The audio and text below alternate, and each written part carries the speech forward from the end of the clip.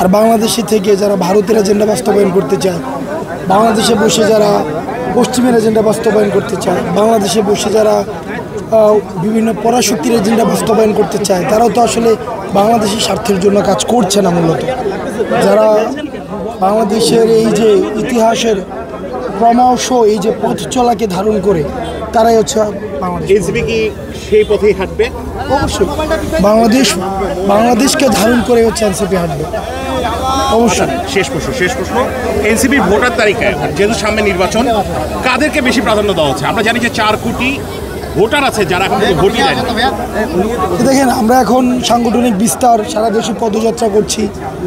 শহীদ আহতদের যেই বিচার এবং যেই সংস্কারের জন্য আমরা সারা বাংলাদেশে, আমাদের মূল লক্ষ্য হচ্ছে আমাদের এই নির্বাচনের আগে আমাদের কিছু শর্ত রয়েছে, অবশ্যই নির্বাচন হওয়া উচিত। টাইম ফ্রেম বেঁধে যেভাবে নির্বাচনের জন্য আমরা দাবি করছি, ঠিক একইভাবে আমরা সংস্কারটা চাচ্ছি, একইভাবে আমরা বিচারটা চাচ্ছি।